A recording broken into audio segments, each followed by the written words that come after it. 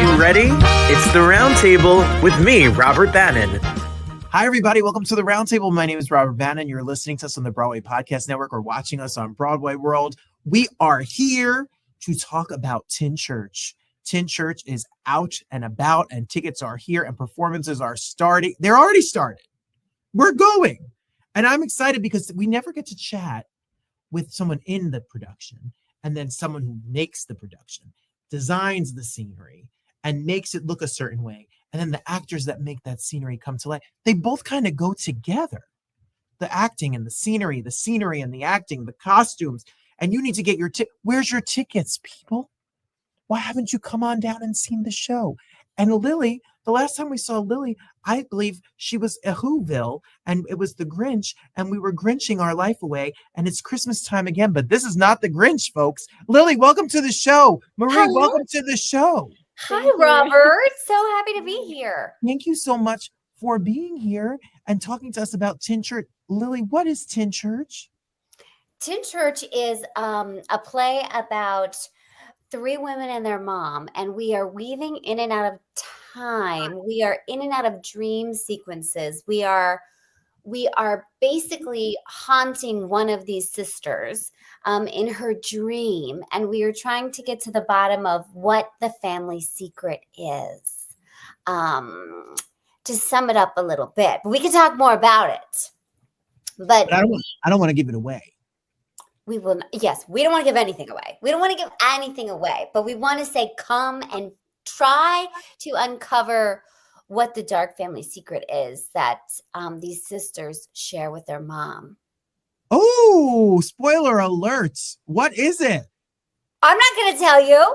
You got to buy a ticket, people. Buy a ticket and come see it. So, Marie, where does this, you're a scenic designer. Yes. When did you just wake up and say, hey, family, I'm going to be a scenic designer? So I got interested in set design when I was in high school. I was on stage crew and loved it. And we would help build the sets. So at that time, I knew that scenic design was a profession. But then I ended up going to architecture school, did that, graduated college, and then realized that the architectural profession wasn't really that healthy for me. So then I ended up going back to theater and started doing scenic design. And I was like, okay, this is it. If I can get paid and do this, this is what I want to do for my career. So that's how that happened. I love that, because as a little theater baby in New Jersey doing musical theater, I always loved the people on the stage crew because I'm such a narcissistic actor. Okay. And I was like, why would I come to the rehearsal and not be on stage and being cheered at? Why? See, I appreciate people like you because I have no interest to be on the stage. Lily, I'm a behind the scenes person. Can you imagine going to all of your rehearsals for this show and then never taking a bow at the end and getting adulation? Well, Marie deserves so many bows. Marie is incredible, and she has created the most gorgeous texture and gorgeous set for this show, and she did it on such an incredibly low, she did it so strategic. It's so beautiful. We're in South Carolina. There's vegetation on the stage. There's, what is it, seagrass? What is it called, Marie? Yeah, like seagrass and Spanish moss. Spanish moss, that's it. So you're transforming us literally to magnolias. When I hear the word magnolia, I think of a world, and you are bringing us that right in the middle of New York City. Yeah, we had to create, the atmosphere of the South, and the play has a lot of mystery in it, so we wanted to include that too. And we include like gray muslin backdrops, and Juliet, our lighting designer, did a phenomenal job with some of the shadow play. So that's included too. I love it. So Lily, how did this show come to you? This show came to me through Jamie Beth Margolis, the casting director. So I only knew the casting director. I didn't know Robin or anyone else attached, but quickly fell in love with all of the really strong women involved with the show. And I think Robin has been working on this show for 17 years or something like that. Yeah. And just like this, it's been a wild ride, and I love working with women, and everyone has been so kind, and it's fun to do complicated characters that are very three-dimensional. It's fun to be doing dream sequences. There's a lot of freedom in that when you're just haunting someone in their dream. But the show goes back and forth through dreams and then through reality. So it's not just like a haunted house. There's so much to it. But yeah, I got connected with the show through Jamie Beth Margolis, the casting director. So, and we're talking about ROBYNE PARRISH, who wrote this and worked on this. Marie, the whole time we're talking, I just want to say, what would it be like if we went to Joanne's Fabric, and what magic can you make with a hot glue gun? Yes, I've been to Joanne's many times, and yes, I get it. I walk through the aisles. Yes. I don't have that skill, Lily. That's not my. I know Marie is incredible. She really is, and I wish I had that skill as well. Like she can take $2 and make like the most incredible thing, and like it looks like it's $1,000. See, that's what I'm talking about. Yeah, a lot of the set and many of the props I found on sale, so that's how we made it happen. We have to love a sale. We love a sale. And Robin brought in some of her personal items, and one of Lily's blue sky teapots is on the set, so it fits right in.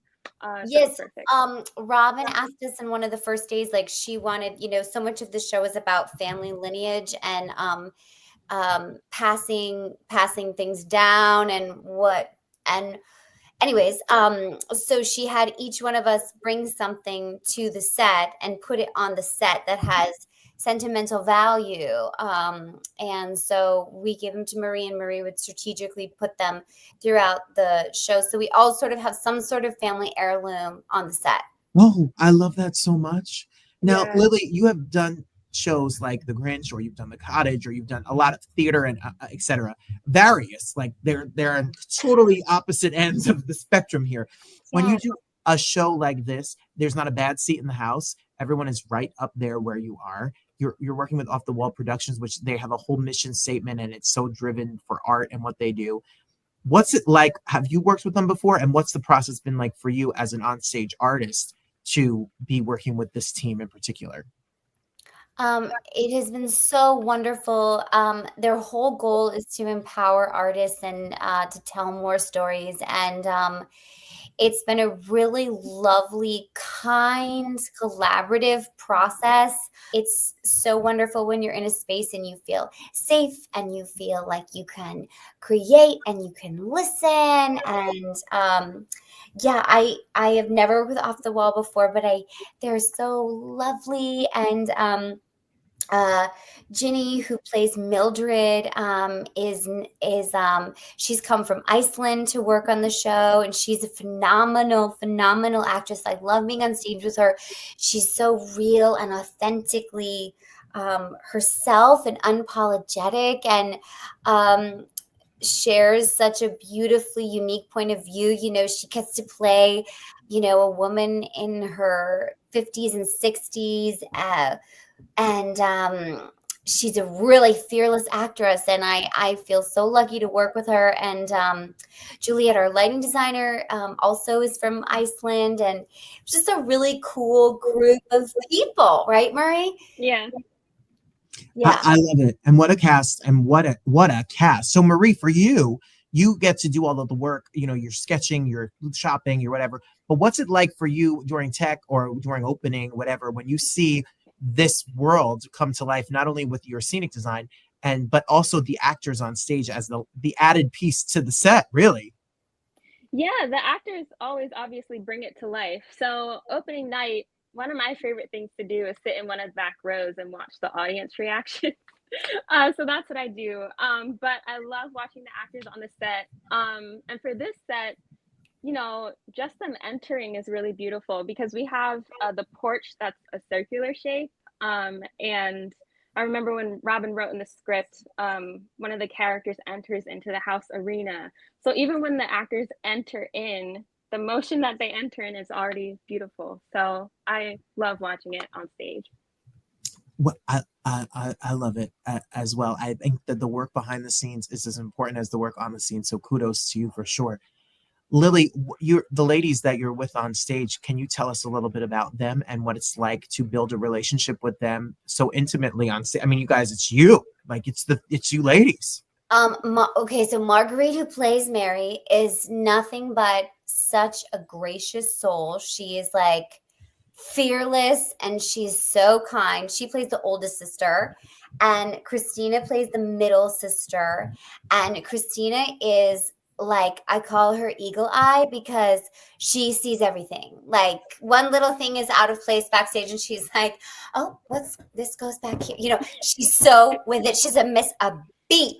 It's like I love it so much, and I feel like each actor is bringing their own massive strengths to the space, and it's so fun. And you know, I'm an only child actually, so I love pretending like I have sisters because I always wanted them.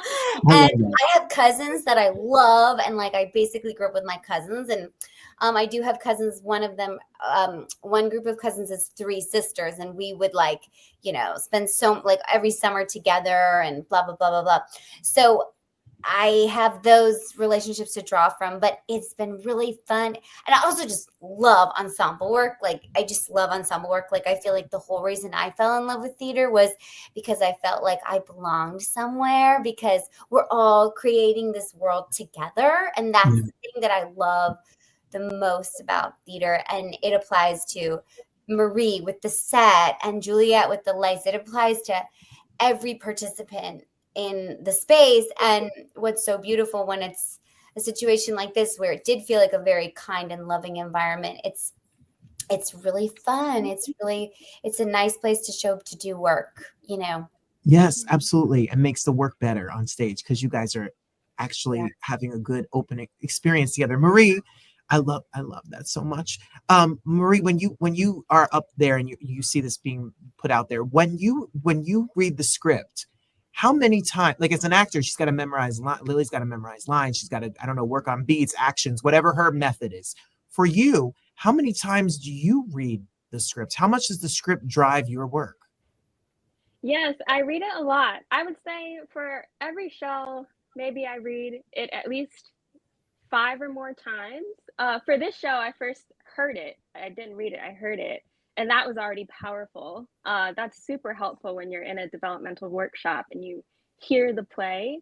And then I read it after. And then when Robin and I started collaborating, there were script changes. So then I, read every version of the script up until the final version. But no, it was a great collaboration. And every time I read the script, I take my notes, do my sketches. And Robin is a great collaborator. And we created, this skeletal frame of a porch that the props all live on. So they live within the set. And we have these 4 big wooden rocking chairs that anchor it. And I think, everything looks beautiful.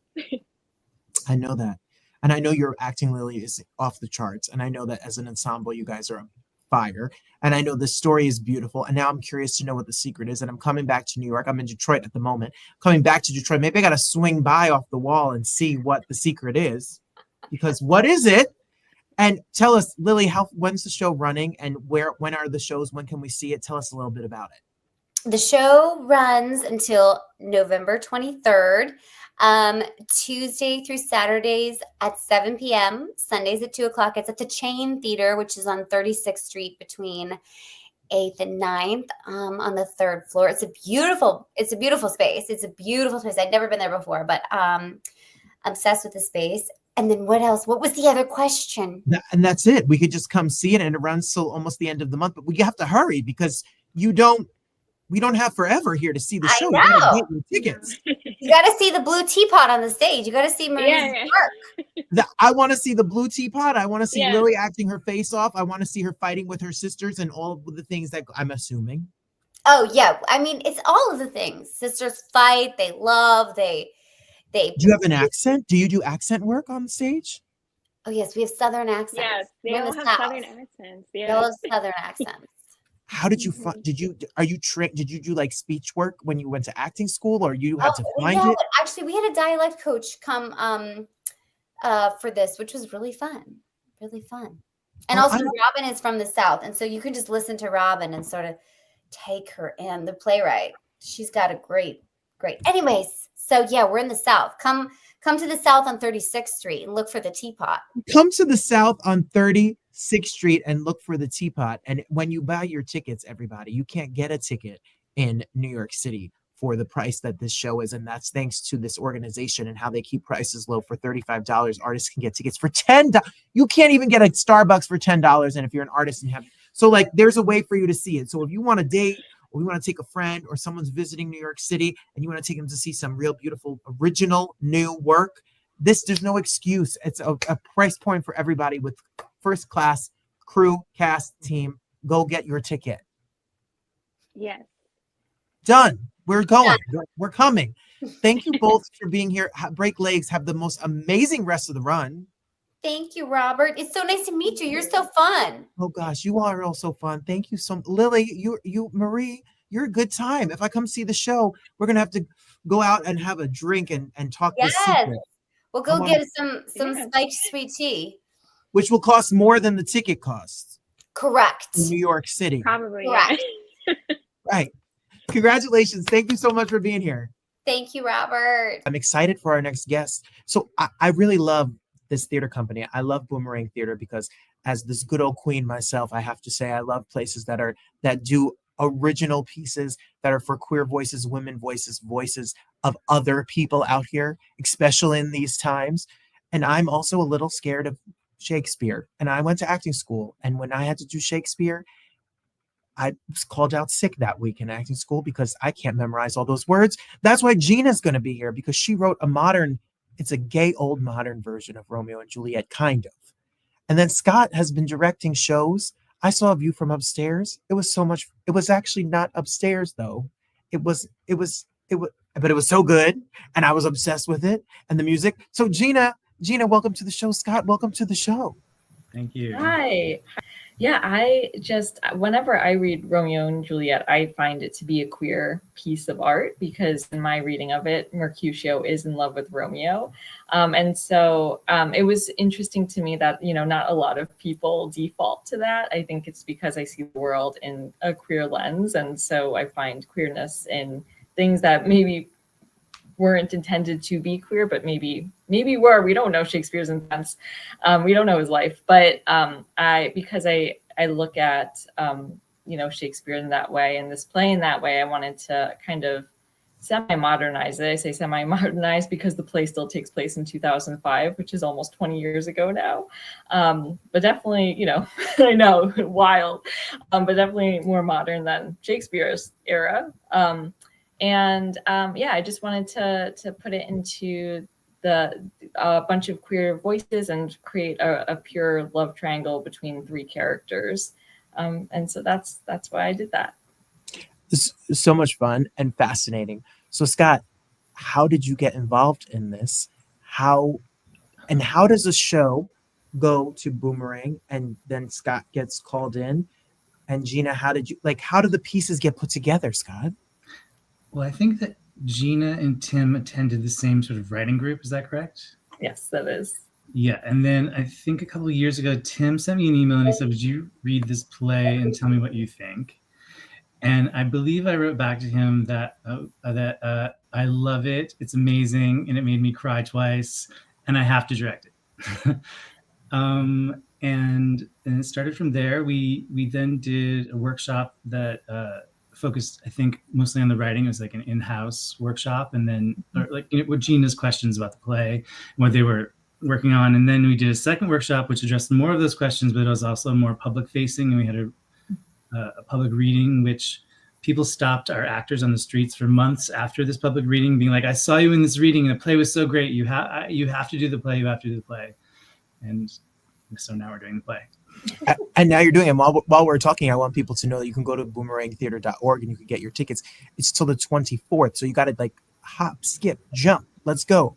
And all the information will be below us while we're talking about it. So Gina, when you write a piece and you sit home and your cursor's blinking and you're editing and rereading and sharing it and all the things that you do, what's it like when you meet someone like Scott who then comes in, and how do you collaborate with an artistic creative team so that all the voices and all of the jobs are important and you kind of you've got to work together on your baby.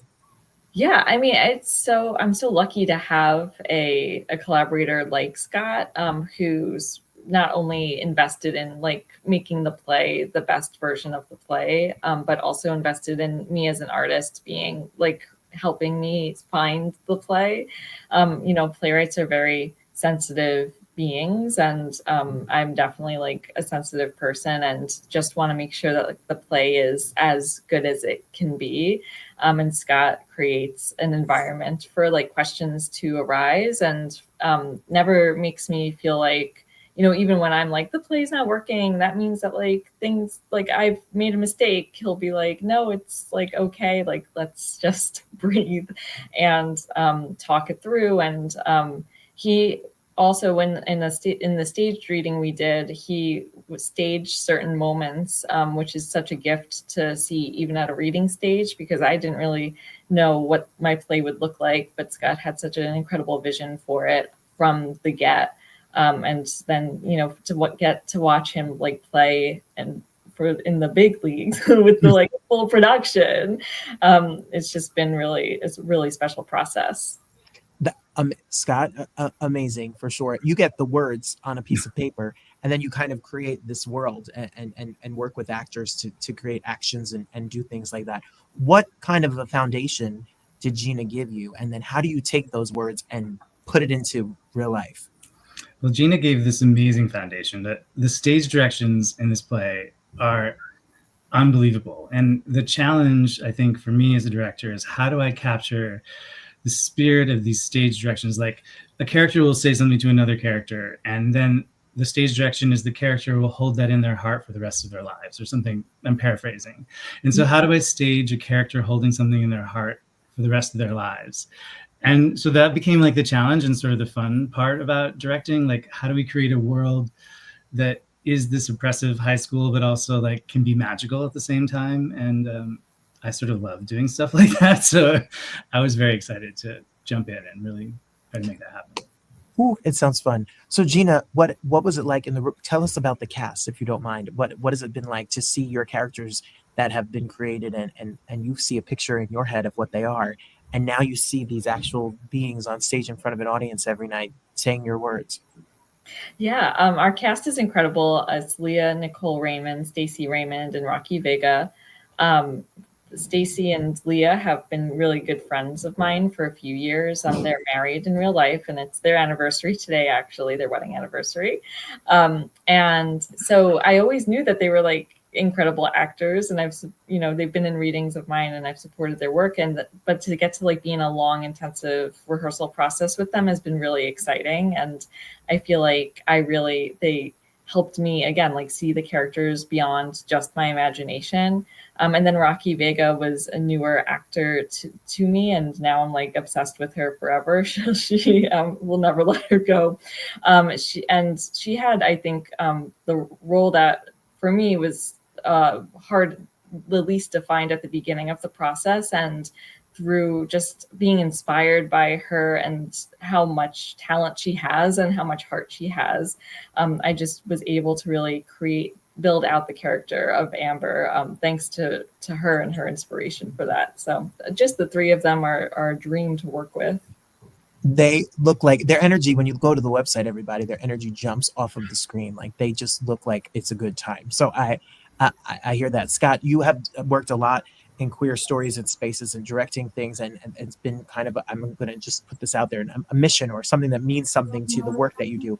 So why Boomerang Theatre Company, and why this piece in this time? Like, why is it important? Sure. I mean, I mean, as a gay man, I feel like it's very important to tell queer stories, and I do make a point of working on plays that uplift the queer voices. And also, when I'm working on a play that isn't necessarily queer in its writing, I queer it in some way, in the way that I direct it. So I have to bring my own perspective to the work, and so I do bring my own perspective to everything that I bring. So I guess it isn't a mission in a way. And Boomerang has been very, very supportive of both Gina and me in this process. And so when they offered this opportunity to us, it just felt like a good match, and we went forward with it. And I mean, it's billed as indie theater, but I think it feels much more like we're doing Off-Broadway. Yeah. And Gina, for you've worked at some other, your work has been commissioned or has been put up in other places like MCC and playwrights, et cetera, and developed in these places. Why is Boomerang the place for this? What about their mission means something to you as a writer? Yeah, I think that New York City indie theater is something that's really special and really important. It really is the unsung hero of our entire industry. And so it was really important for me to work with a company that's been around for decades. And I couldn't have been happier to have given them the opportunity to produce this world premiere. Exciting.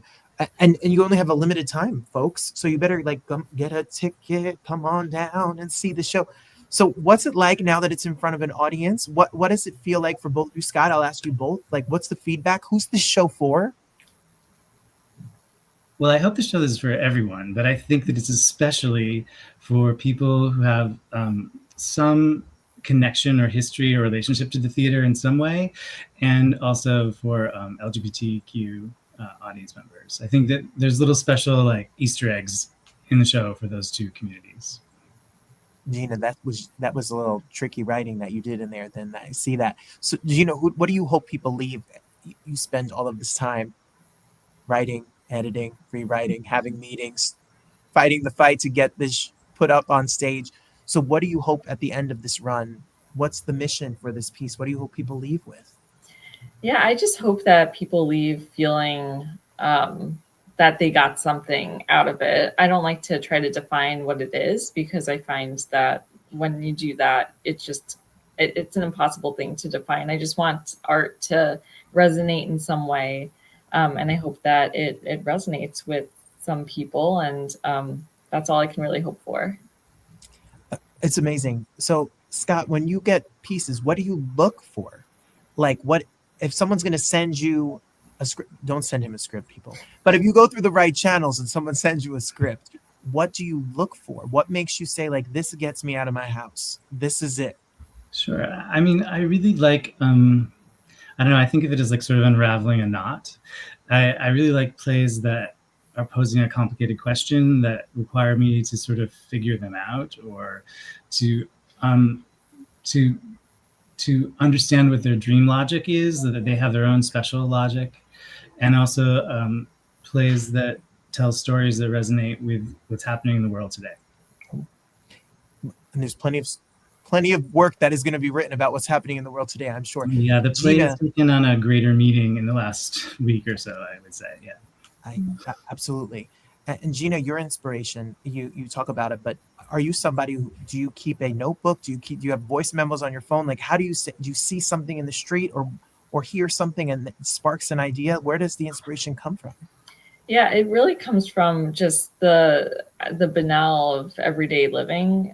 That's where I find my first inspiration always comes from, is an innocuous little snippet of dialogue I'll overhear on the train or something, and it'll stick in my head and reverberate there until I have to try to unpack it in some kind of way. And I just trust that I will find the greater meaning in that.